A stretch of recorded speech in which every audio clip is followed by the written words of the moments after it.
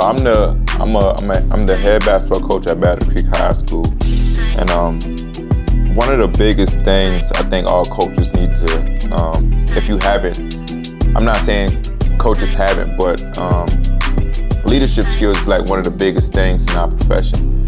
So when you're trying to build a culture and when you're trying to build not just a winning team in the stat book, but a winning team outside of basketball, man, when you're trying to look more as a positive outlook in the community, believe it or not, man, it starts with the coach. It doesn't matter how many games you won. It doesn't matter what kind of player you have on your team. And it goes for all sports, not just basketball. I just happen to be a basketball coach, but it starts with you. It starts with the coach being the example or the face of the program. And this book got recommended to me by Coach Pat Kelsey. He's the head coach at College of Charleston. I went to his camp last week, a week after last, I think. And we were there for a whole week, and we were just developing as coaches while developing the kids in this youth camp. And then after every day of the youth camp, we would have a downtime and whatnot. And then after that downtime, we would come back up to the arena, and we would have an intimate coaching clinic where he would bring in certain guests, or it would be him and his staff just talking to us, man, it's about 10 other coaches from different levels. And he would just drop gems, man. And one of the books that he read, which he saw gave him a lot of positive outlooks, or gave him ideas, or gave him more knowledge and wisdom about leadership, was Above the Line by Urban Meyers. Now, I haven't had a library card in a while, so when I went back and I got a library card, man, and I was like, God, dog, like I haven't been in this library in downtown Beaufort in so long, man. And I remember that when that used to be a thing. But I found this book, Above the Line by Urban Meyers. I found this book in our downtown Beaufort, and it's pretty good so far, man. It's talking about leadership skills. It's talking about what kind of leader he is, and how it made Ohio State good, man. Of course, all his players that he coached, man. He talked about family and everything, man, because as coaches, some of us have families, and he talked about balancing. That's one of my biggest questions when I ask a coach on the next level. That's my whole goal, is to get on the next level as a collegiate coach. That's one of the first questions I ask, man. Not how to become a college coach, or not about how do I build my resume up, but the number one question I ask, man, is how do you balance everything with him? Coach Pat, he has a family, he has kids, and so do I, man. So that's like one of my main questions. How do you balance all of that with still trying to build a culture, still trying to, impact kids and things like that, man? And Urban Meyers, man, is crazy because he talked about it as well. And it woke me up because I think in his first job, man, he was talking about how he almost missed an important event his daughter had. And at the time, he was working I think it was in Florida.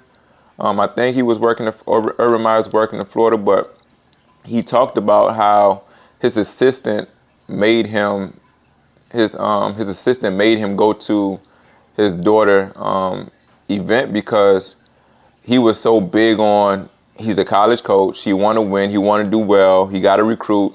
He was so focused on this program, man, but his assistant made him go because he was so big on that.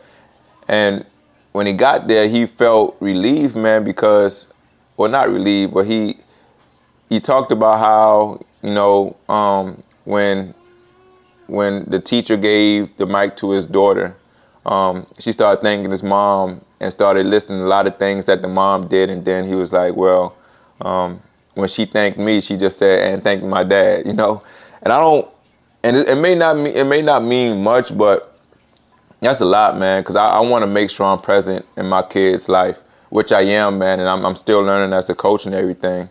But another thing he talked about in this book, man, is above the line behavior as far as athletes. He don't want no BCD, which is he don't want players that blame others for their action, He don't want complaining players. He don't want players that defend themselves when they know they're wrong. But he want, you know, in my state, it's ABC, academics, basketball, and character. Those are the kids that I will be looking for when it comes to our program. Kids that's about academics, kids that are about basketball, and kids that have a great character when it comes to being just a genuine person. Another thing he talks about, and I'm only on chapter like 5, but reading so far, another thing he talked about is E plus R equals O. And he was saying how that dictates a lot as an athlete's life as well.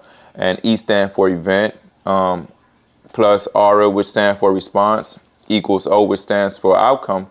And he broke it down to where we're going to have events in our life, whether they're good or bad.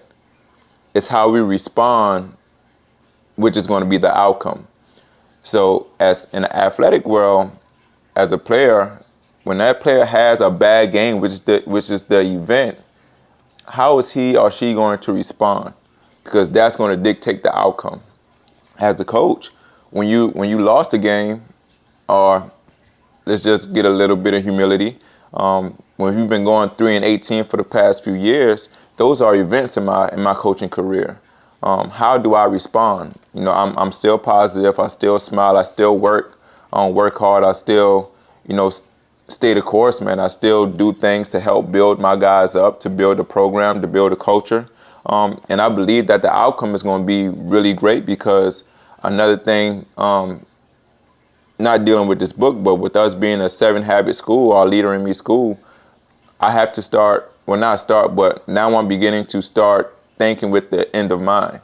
I'm thinking about all the process, trusting the process, but the end result is going to be really good. And I think as a leader, like I said, man, it starts with us. It starts with us as coaches, because at the end of the day, man, if we as coaches, if we're not being the example, then who are the kids learning from? And it doesn't matter on what level you are, because as a coach, your job is to impact. Your job is to try to not just get kids to the next level, but to help direct their path so that they can be successful, not just on the court or not just on the field or anything like that, but off the field, off the court as well. And like I said, man, even if you want to order it on Amazon, I think I'm going to utilize my library card and keep on finding more books like this, man, books on leadership of that sort, of that nature, because you can't get in a position and not know how to lead. I think that's one of the biggest issues. Like, we all want to be leaders. Like, a lot of people want to be in higher positions, but they sometimes don't want the responsibility that it takes to be in those positions. I can tell you from my experience as a coach, man, I had to understand that a lot of situations, some of it I can't control, some of it I can't control, but if my event is drastic, I still got to respond in a way as a leader, because that's going to dictate my outcome.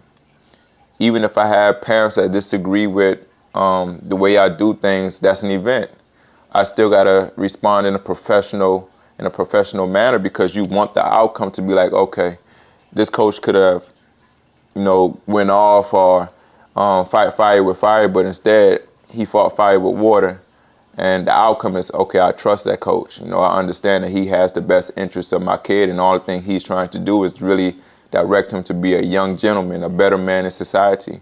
And that's all my goal is. That's all my mindset is and to be in this capacity, or to be in this profession, is to use the gift, which is basketball, that God has given me to direct a young kid life, so that he can go out and be a great man in society and not just a statistic. At Batty Creek, he also talked about building a culture. At Batty Creek, I asked my guys, what's our culture, what's our identity? And, our thing is, we all we got, we all we need. And I'm not going to go into the explanation of what that really means, but they know we all we got, we all we need. And I think building cultures, or building an identity that's built around your school, will also help as well. And a lot of things that he's talking about in this book, honestly, so far, I already started doing that. But it's good to know that I'm on the right track. Like, I'm also that type of person that needs that.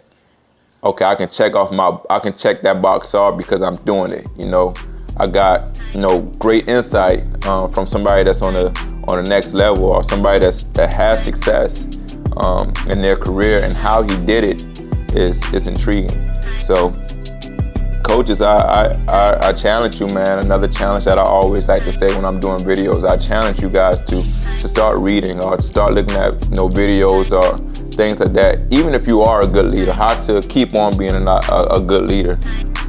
So this book is Above the Line by Urban Meyers.